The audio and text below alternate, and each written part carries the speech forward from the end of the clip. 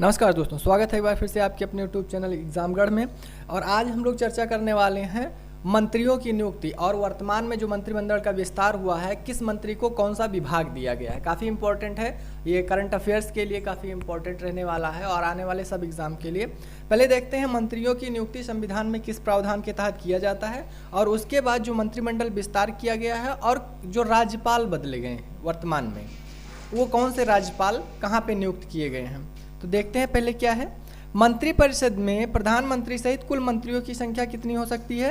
लोकसभा के सदस्यों की कुल संख्या का 15% से अधिक नहीं होनी चाहिए। 91वें संवैधानिक संशोधन 2003 के द्वारा किया गया है। यानी 550 अगर लोकसभा की सदस्य संख्या है तो उसका 15% मंत्री बनाए जा सकते हैं। अनुच्छेद 75(2) मंत्रिपरिषद के सदस्य राष्ट्रपति के प्रसाद पर्यंत अपने पद धारण करेंगे, राष्ट्रपति के। फिर अनुच्छेद 75(3) में कहा गया है मंत्रिपरिषद लोकसभा के प्रति सामूहिक रूप से उत्तरदायी होगा।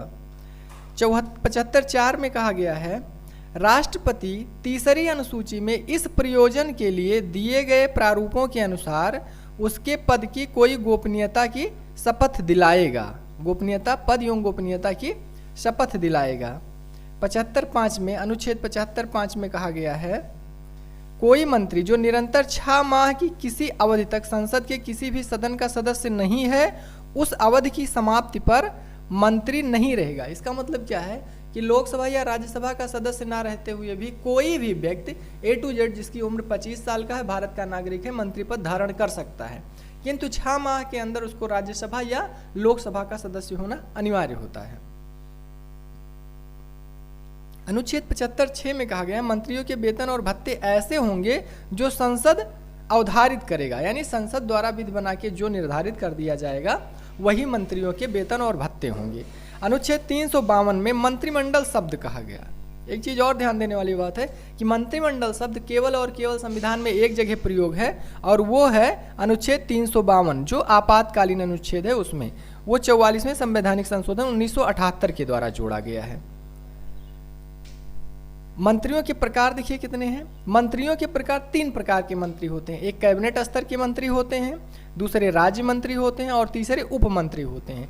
कैबिनेट स्तर के मंत्री मंत्रालय के प्रमुख होते हैं। लगभग 8 मंत्री होते हैं जो कैबिनेट स्तर के मंत्री माने जाते हैं, जैसे डिफेंस मिनिस्टर होता है, यानी सुरक्षा मंत्री होता है, और उसके बाद गृह मंत्री होता है, वित्त मंत्री होता है।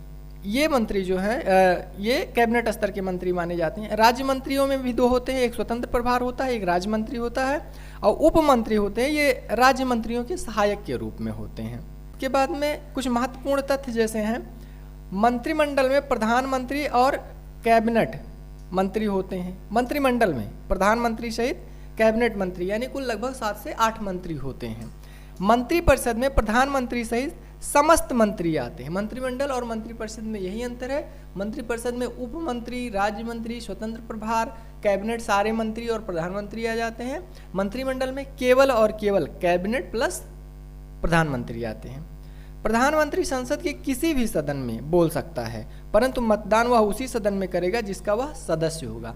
जैसे वर्तमान समय में अगर नरेंद्र मोदी हैं तो राज्यसभा में भी जाके बोल सकते हैं, लेकिन मतदान करने का अगर समय आएगा तो लोकसभा के सदस्य हैं वाराणसी से, इसलिए वो लोकसभा में ही मतदान कर सकते हैं।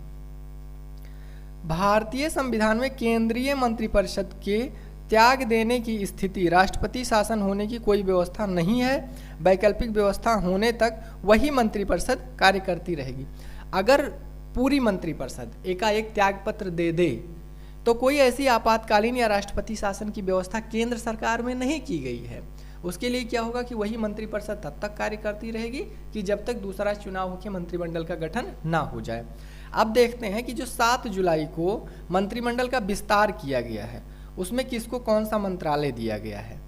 तो 7 जुलाई 2021 को 15 कैबिनेट मंत्री व 15 कैबिनेट मंत्री व 28 राज्य मंत्रियों ने पद व गोपनीयता की शपथ ली है।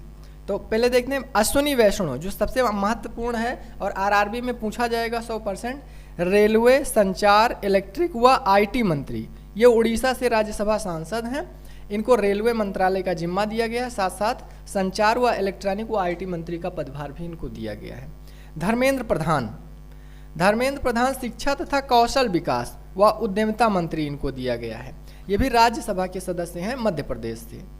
अनुराग ठाकुर, महत्वपूर्ण मंत्रालय इनको दिया गया है। सूचना व प्रसारण मंत्री तथा खेल एवं युवा मंत्रालय इनको दिया गया है, ये हमीरपुर से ये सांसद हैं अनुराग ठाकुर जी। मनसुख मांडविया को स्वास्थ्य व परिवार कल्याण मंत्रालय तथा रसायन व उर्वरक मंत्री बनाया गया है, ये गुजरात से राज्यसभा सांसद हैं। पशुपति पारस खाद्य प्रसंस्करण मंत्री हैं और उद्योग मंत्री, ये हाजीपुर से सांसद हैं। भूपेंद्र यादव वन पर्यावरण व जलवायु परिवर्तन तथा श्रम व रोजगार मंत्री हैं, ये राजस्थान से राज्यसभा सांसद हैं। हरदीप सिंह पुरी, इनको पेट्रोलियम व प्राकृतिक गैस तथा आवास व शहरी मामला मंत्री बनाया गया है, ये उत्तर प्रदेश से राज्यसभा सांसद हैं। सर्बानंद सोनोवाल आयुष मंत्री तथा शिपिंग व जलमार्ग मंत्री इनको बनाया गया है। ज्योतिरादित्य सिंधिया, जो पहले कांग्रेस में थे छोड़ के भाजपा में आए हैं, उनको नागरिक उड्डयन मंत्री बनाया गया है, ये एमपी से राज्यसभा सांसद हैं। रामचंद्र प्रसाद सिंह, इनको इस्पात मंत्री बनाया गया है, बिहार से भी ये राज्यसभा सांसद हैं। जी किशन रेड्डी संस्कृत व पर्यटन मंत्री बनाया गया, ये सिकंदराबाद से सांसद हैं।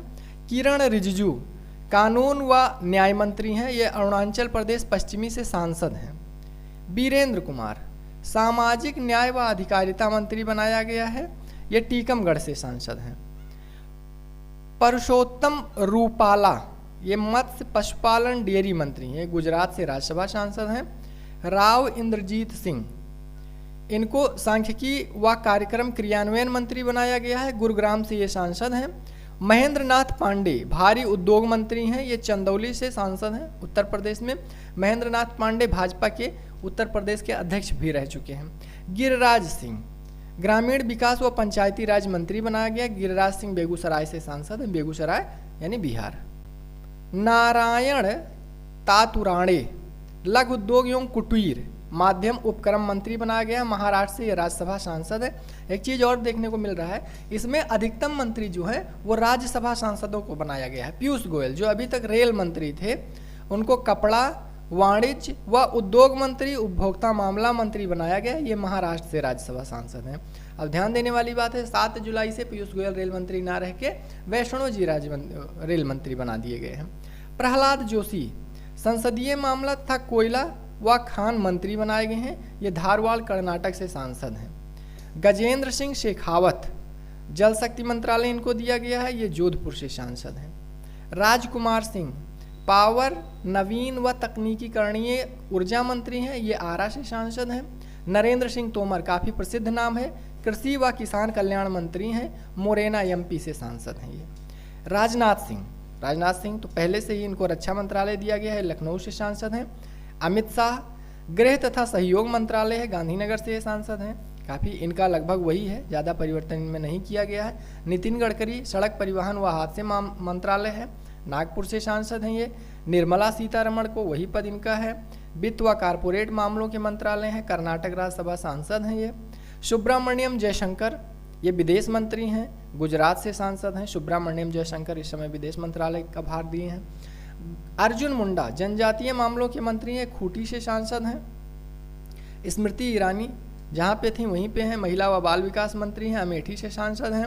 मुख्तार अब्बास नकवी अल्पसंख्यक मामलों के मंत्री हैं, ये झारखंड से राज्यसभा सांसद हैं। ध्यान देने वाली बात है, 2-3 मंत्रियों को छोड़ के बाकी सभी मंत्री राज्यसभा सांसद हैं। इसके अतिरिक्त हम लोग देखते हैं कि जो नए राज्यपाल नियुक्त हुए हैं 8 राज्यों के, वो कौन कौन से हैं, ये काफ़ी इंपॉर्टेंट है और ये कंपटीशन में पूछा जाएगा।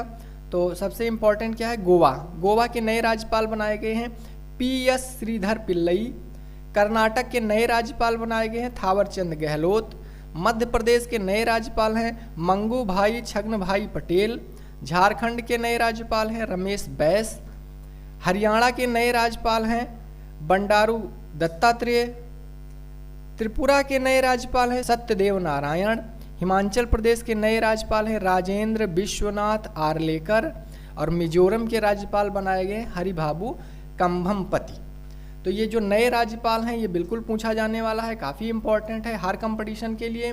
तो आप लोगों को नए राज्यपाल के साथ साथ नवीन मंत्रिमंडल का जो गठन किया गया है उसको याद रखना काफ़ी महत्वपूर्ण है।